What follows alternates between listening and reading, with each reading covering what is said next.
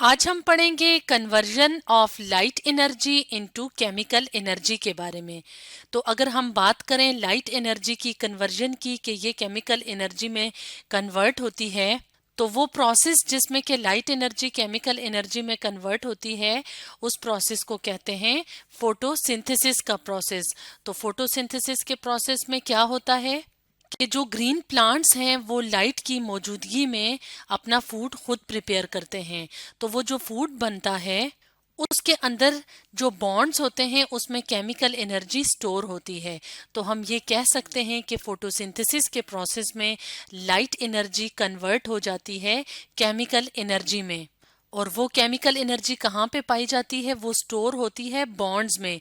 यानी जो food molecule बनेगा, जो ऑर्गेनिक मॉलिक्यूल्स या ग्लूकोज की शक्ल में जो फूड मॉलिक्यूल्स बनते हैं, तो उनके अंदर जो बॉन्ड्स होते हैं ये एनर्जी वहाँ पे स्टोर होती है।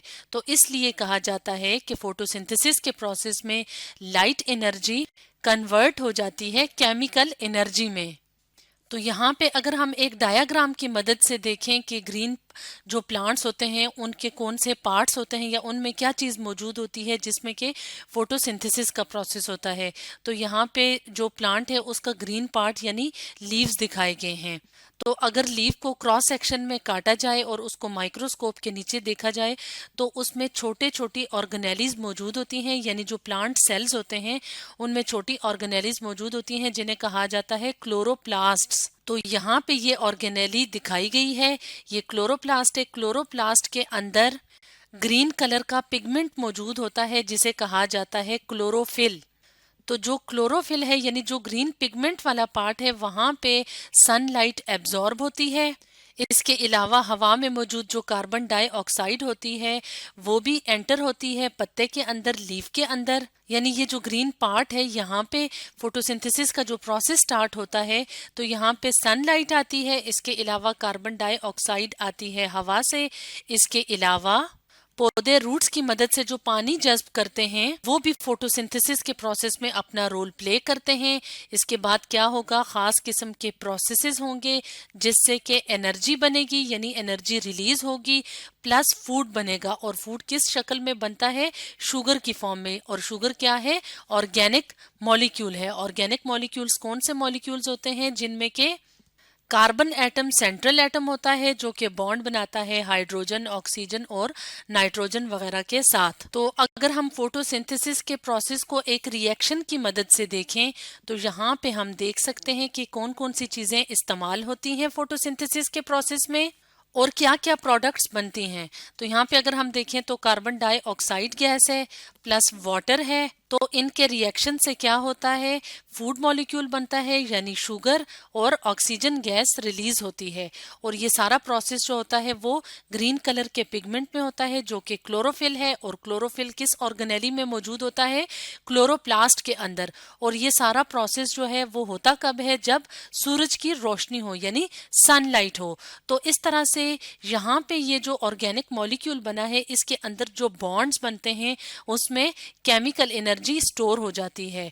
तो जो लाइट एनर्जी होती है वो फोटोसिंथेसिस के प्रोसेस में कन्वर्ट हो जाती है केमिकल एनर्जी में। तो यहाँ पे हम एक और डायग्राम ले आते हैं जो कि हमें क्लोरोप्लास्ट के अंदर होने वाले जो रिएक्शंस होते हैं यानी जो फोटोसिंथेसिस में रिएक्शंस होते हैं वो कैसे होते हैं और कैसे लाइट एनर्जी केमिकल एनर्जी में कन्वर्ट होती है, तो वो हम यहाँ पे डिटेल से देख सकेंगे। तो अगर हम यहाँ पे देखें तो ये कौन सी ऑर्गेनेली है? ये है क्लोरोप्लास्ट। और क्लोरोप्लास्ट के अंदर कॉइन्स की तरह के जो स्ट्रक्चर्स होते हैं उनको कहा जाता है थाइलाकॉइड।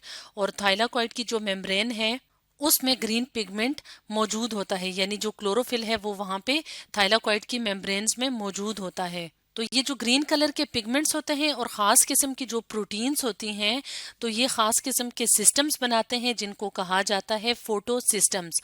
और फोटो सिस्टम क्या करते हैं? फोटोसिंथेसिस के प्रोसेस में मदद देते हैं। यानी फोटोसिंथेसिस का प्रोसेस जब स्टार्ट होता है तो उसमें जो लाइट रिएक्शन होता है जो कि रोशनी में होता है तो वो कहाँ पे होता है? वो फोटो सिस्टम्स में होता है जिसमें ग्रीन कलर के पिगमेंट्स और ख़ास किस्म की प्रोटीन्स होती हैं। तो अगर हम यहाँ पे देखें तो ये क्या है? ये वाटर मॉलिक्यूल है। और वाटर मॉलिक्यूल कहाँ पे आ रहा है? थाइलाकॉइड के अंदर। तो यहाँ पे क्या होगा?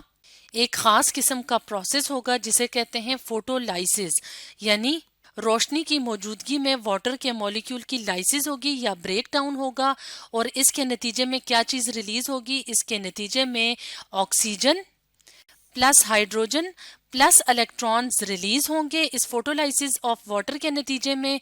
और ये जो ऑक्सीजन गैस होती है, पौधे इसको एटमॉस्फेयर में रिलीज कर देते हैं, जो कि रिस्पायरेशन के प्रोसेस में हम इस्तेमाल करते हैं। इसके अलावा ये जो हाइड्रोजन आयंस रिलीज होते हैं, इनकी मदद से जो एनर्जी मॉलिक्यूल्स होते हैं जिन्हें NADP कहा जाता है, तो वो रिड्यूस होके हाई एनर्जी मॉलिक्यूल्स यानी NADPH बना देते हैं। इसके अलावा ATP जो कि एनर्जी मॉलिक्यूल्स हैं, जो कि सेल अपने मुख्तलिफ किस्म के फंक्शंस परफॉर्म करने के लिए ATP को यूटिलाइज करता है, तो ATP भी रिलीज होते हैं लाइट रिएक्शन के नतीजे में। इसके बाद जो शुगर मॉलिक्यूल बनने का अमल होता है वो कहाँ पे कंप्लीट होता है? वो दूसरा स्टेप जो होता है फोटोसिंथेसिस का, जिसे कैल्विन साइकिल कहते हैं।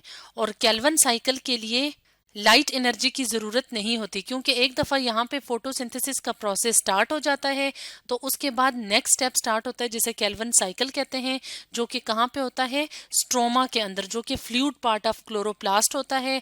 तो यहाँ पे क्या होगा? जो एटमॉस्फेरिक कार्बन डाइऑक्साइड गैस होती है, जो कि फोटोसिंथेसिस के प्रोसेस में इस्तेमाल होती है, वो क्या करती है?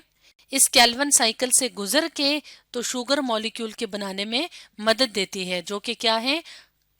फूड मॉलिक्यूल्स हैं। तो इस तरह से अगर हम यहाँ पे स्टार्ट ऑफ फोटोसिंथेसिस में देखें तो ये लाइट एनर्जी थी। लाइट एनर्जी मुख्तलिफ स्टेप्स की मदद से तब्दील हुई या कन्वर्ट हुई किस में? केमिकल एनर्जी में। और वो केमिकल एनर्जी कहाँ पे मौजूद है?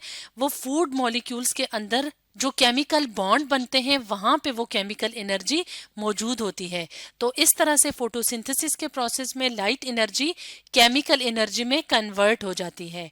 तो आज हमने पढ़ा conversion of light energy into chemical energy के बारे में।